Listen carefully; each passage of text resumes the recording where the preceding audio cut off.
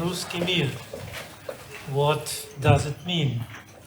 Some people just imagine that today's Russia, which provides an imperial war in Ukraine, this is a kind of a Soviet Union. This is a great mistake. Russia provides this war under the slogan of the new ideology. The communist ideology died when the Soviet Union collapsed. Still, the communist ideology is present on the territory of the former Soviet Union. Still, the Communist Party of Russia is the second party, this pro-Putin's party, in the Russian Duma, in the Russian parliament. But the main ideology, which became instead of the communist ideology, and now is the ideology of the Russian world. Russkij mir. What does it mean, Russkij mir? How Putin would like to use this ideology in order to rebuild the Soviet and the Russian Empire, how he's going to conquer, to occupy the Ukrainian territory and the territories, perhaps of some other post-communist countries. Russkij mir, as an ideology, was born, I think, just in the 90s. But the history of the Russkij mir, of this ideology, of the Russian idea, is much, much more older. The history of it is in the history of the Russian Empire before the revolution. Those who study from you the history of Russia, you know that the Russian philosophy was divided in two main, just even from the Middle Ages, two main ideas. The Westerners and Slavonophiles. And those, now we are at the time when in Russia, the Westerners, those who tried to modernize the country, those who tried to make Russia a part of the Western world, made Russia a civilized country like any other country of the Western Europe, they lost. And those, perhaps Slavonophiles, or those who adhere to the idea of the Russian world, they won. Putin, he is one, I should say, exact implementation of the idea of Russian mir. Russia, as one of my predecessors, is a country where the population is accustomed to a lot of repressions. Just imagine that after the Great Russian Revolution or the October Revolution, more than 3 million Russians, citizens of the former Russian Empire were forced to leave the country. Those who left the country, they were the best minds of this country, the best entrepreneurs. They were people who symbolizes the idea to civilize country in a Western style. The Bolsheviks, for the first time, the first years after the Great Russian Revolution, they also, to a certain extent, were Westernizers, I should say. Lenin, he spent more than 20 years of his life He lived only 54 years, and 20 years he lived, for example, abroad, mainly in Switzerland, in Germany, a bit in Poland, close to the Krakow. And when he came, he tried to use the Western Marxism in the Soviet Union and tried to build a communist society using some elements of the Western world. For example, today in Russia, the Russian nationalism won. The Russian nationalism is the main idea of the Putin's Russia. But the first years of the Soviet Union, Lenin, for example, tried to organize the whole Russia as Switzerland, because he was very fond of the Switzerland cantons. And just imagine that Ukraine in 1920s, where there were a company of Ukrainizations. In case a certain Russian official was sent from Moscow to Kiev, he was forced in 2 or 3 months to use the Ukrainian language. The Belarus people, actually the Belarus, they mostly speak Russian, but also even with them, the communist officials were forced to use the Belarus language. But this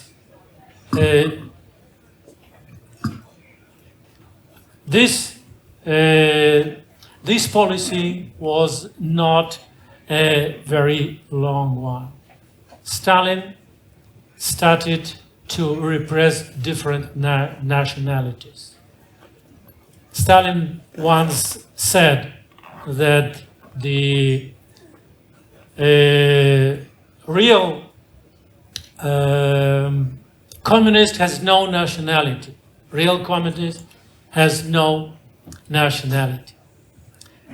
The Russkij Mir, as I have told you, this is the cornerstone of the official ideology of the Putin's Russia.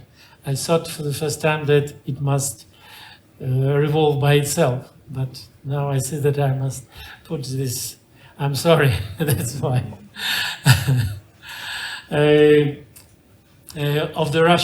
Of the today's cornerstone of the official ideology of the Putin's Russia, and its roots in the ideology, as you see it, of Slavanophilstva in the Tsarist Russia and the communist ideology in the first years of the Soviet Union.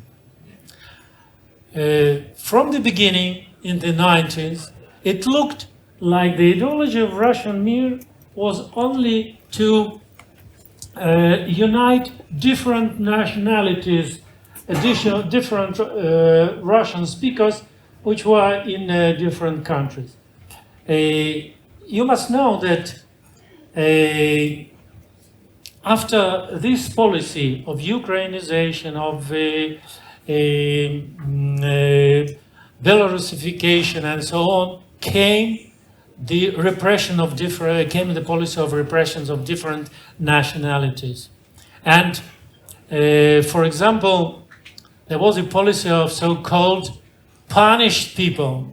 Maybe some of you know, but punished people, it is not only the Crimean Tatars or Chechens who were resettled from their motherland to Kazakhstan or to Siberia. It was not only the Poles, which were annihilated. 20% of the Polish population in the Ukraine was annihilated to a certain extent.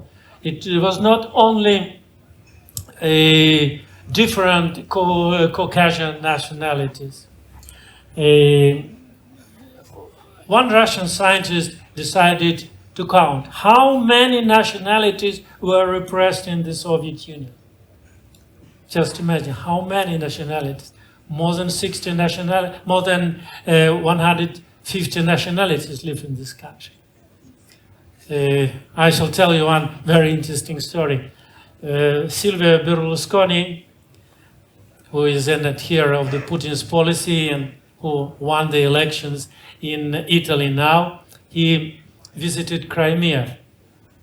And when he visited Crimea, a certain group of Italians who live in Crimea approached Berlusconi and asked him why we Italians we are not regarded as a punished people, because in punished people will receive some recompensation and so on and so forth.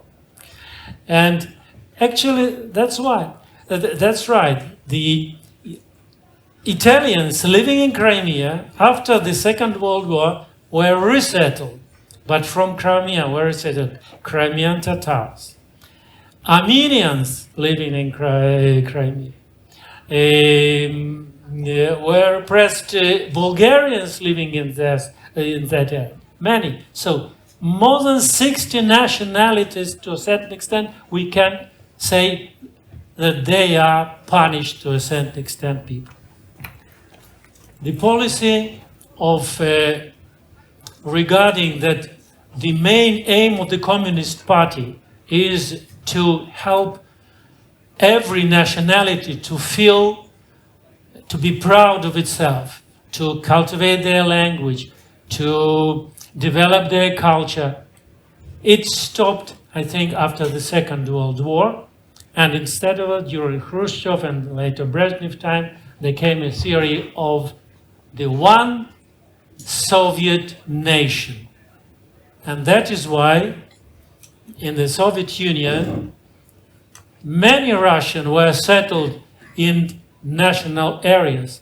For example, in small Latvia, in the capital of Latvia, Riga, Latvians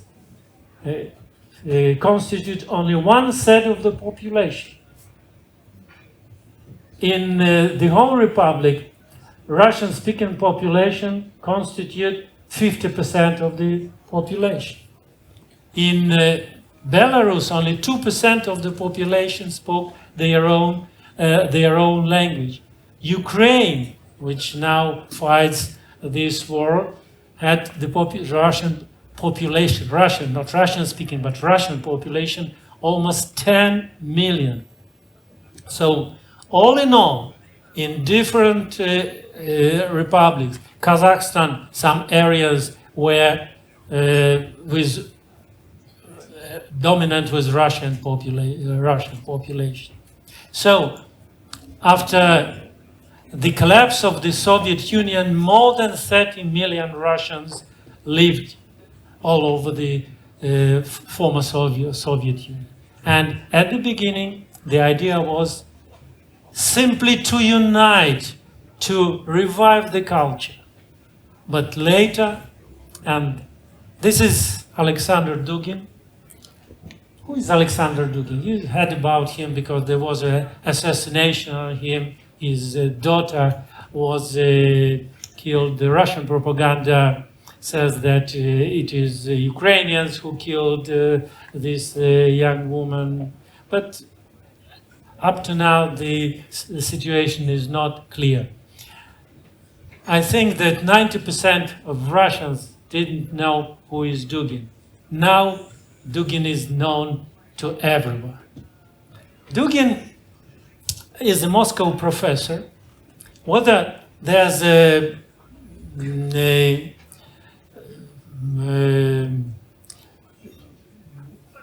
real connection between Dugin and Putin, where they speak together, where they discuss about the prospect. Actually, some Dugin says that he never spoke to Putin. Even 10 years ago, Dugin was lost his work at the Moscow University because of his views, and Putin didn't help him. That's why we can say that Dugin, till the aggression against Ukraine in 1914, there was a person whose theory was not accepted maybe at the Kremlin. But the situation changed, I think, in 1914 when Russia occupied Crimea, and now when Russia provides aggressive war against Ukraine. Now Dugin is a frequent visitor on TV, on Russian TV. Dugin is a frequent visitor on different newspapers. What is his ideology? What is his idea? The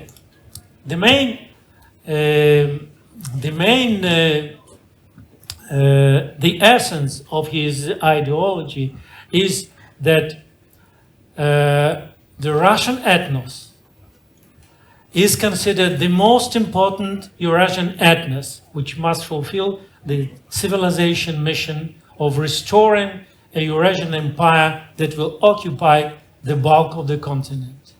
What does it mean, the bulk of the continent? Is it only Ukraine or the bulk? Dugin says, no, the bulk of the continent. It is not only part of former Soviet Union, it is not only Russian populated areas of Kazakhstan, some Asian republic. It is, but the main idea of his theory is also that the United States and the Anglo-Saxon world as a whole is declared the main threat. It's also very important that the most preferred form of government is a dictatorship and a totalitarian state structure with complete ideological control over society. Actually, as we see, this is what we see now in Russia. And also, very important element of the Dugin's ideology. The people, the idea of a nation, this is the cornerstone of his theory. So the subject of history that we consider is the people.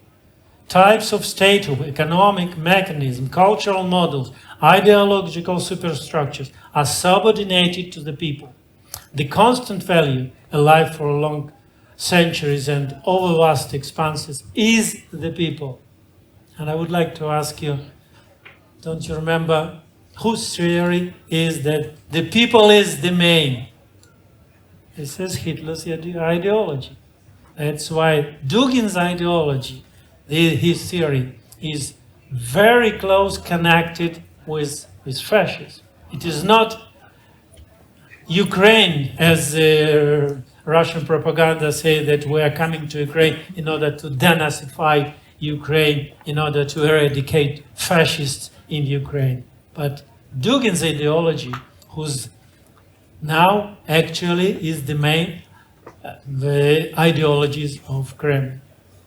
The state only is a form. People are the contents. The will of the people to create the empire plays the main role. And also what is important, he says Russian ethnic, but Russian is not only ethnicity. As according to Dugin, you can be any nationality, but in case you accept this ideology, Russian world ideology, then you are the adherent of this ideology. And really, among those Russian propagandists who share this ideology, there's not only Russian, there's representatives of different nationalities, even Ukrainians, even Poles, unfortunately. You know that the head of the Defense Committee of the Russian Duma is, his name is Franz, you see,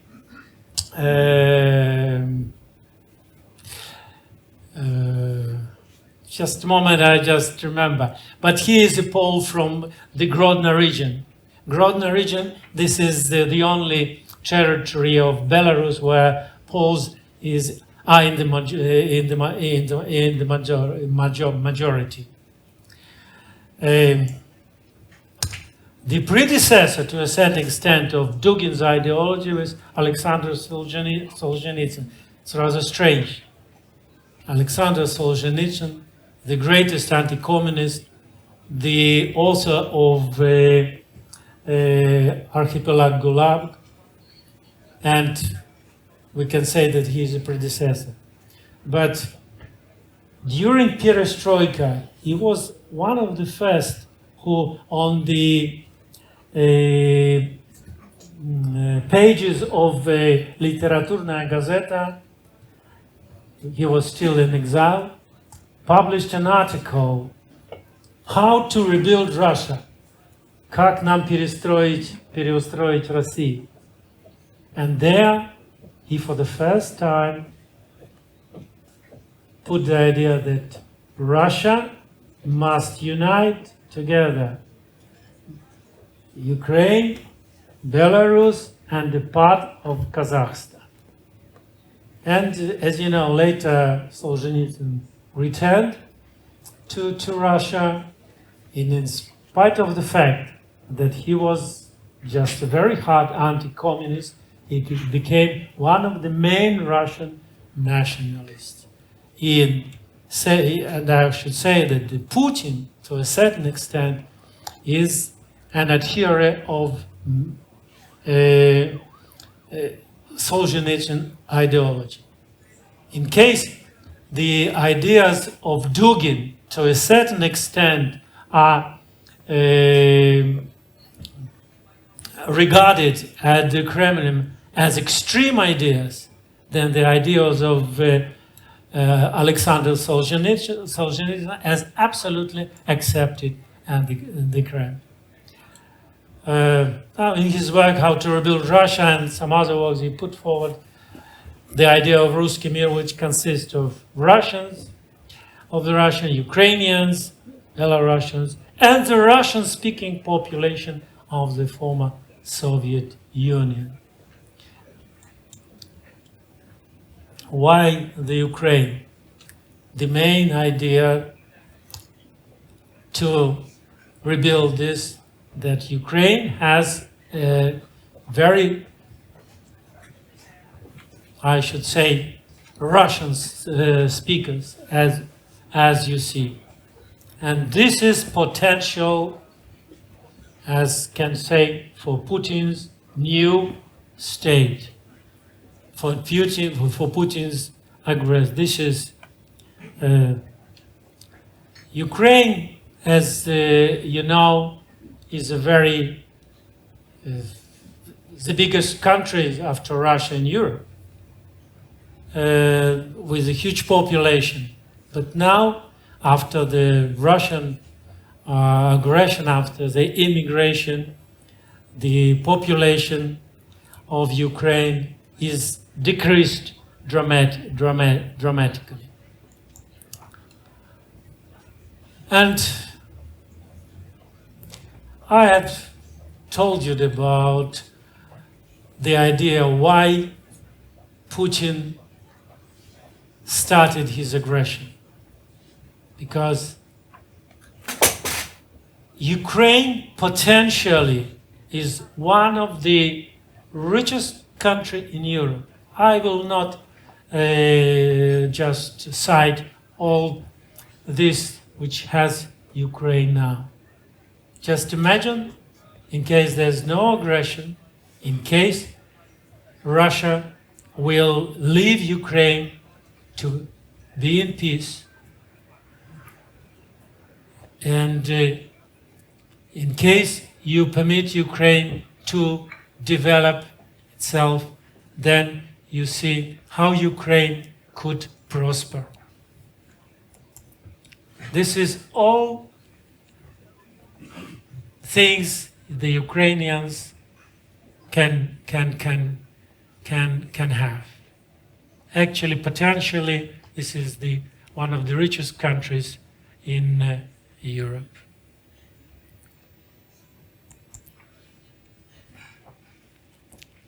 That was a short presentation, I should say. But at the end of my presentation, I would like just to put a question to all of us, to all of you. This is, should we consider the Russian world ideology to be a racist one, to be a criminal one? This is a very difficult question, and everyone must answer this question by yourself. I only would say that it's a very difficult question. You know that the United States still is very hesitant about proclaiming Russia a terrorist state, because it has very huge consequences to proclaim Russia a terrorist state. The same saying about, because as I just stressed at the beginning of my presentation, that in the 90s of the 20th century, this ideology of the Russian world, it was not a dangerous one. It was an ideology only just to cultivate the Russian language, to unite Russian speakers on the territory of the former Soviet Union. But now it transformed into a very aggressive and, I should say, a racist theory, under which every day thousands of Ukrainians, Russians, and many other people of different nationalities die in Ukraine. Okay, that's... Thank you very much Thank for you very an much. excellent speech. maybe Let's see if we have time for a quick question from the audience. Oh, I can see some hand. Can we please pass the microphone? Thank you. Thank you. Hello. My question is the following. In the last few years, I've seen a lot of tension at the extremities of Russkij. I've seen protests for democracy in Belarus, Kazakhstan, and now in Iran. I've seen a military conflict in Nagorno-Karabakh between Armenia and Azerbaijan. I've seen now between Tajikistan and Kyrgyzstan. I've seen Russia attacking two former Russkij members, Georgia and Ukraine. And I'm thinking about the Roman Empire history, the downfall of the Roman Empire history, which started with the same tension at the borders of the empire. And I'm just wondering if we are assisting in a near future at the downfall of Russkij as well. This is what you told us, quite a vivid tactics of Putin's Russia. They would like to organize or destabilize different countries. You know that you mentioned some hot spots on the territory of the former Soviet Union, but Russia provoked conflicts between Turkey and Greece. Russia provoked conflicts and some other. Russia tries to destabilize the European Union, selling, for example, gas to Hungary at a very low price, and proposing gas to other countries, which potentially can destabilize. This is a normal tactics of Putin, and he would like to have second front against Ukraine, perhaps on the border with Belarus. And I think every time Lukashenko is in Kremlin or in Sochi, because he is every second month in Moscow, also Putin perhaps all the time propose him to join and to open a second front. But the ideology of Russkij, as I told, it is not Putin's idea. It has a very, very long history, and its root is in the Tsarist Russia. Of course, it underwent different types of modernization, but never this ideology was used in a such aggressive, such how to say, anti-human manner like today. Okay. Thank you very much. Thank you very much, Professor.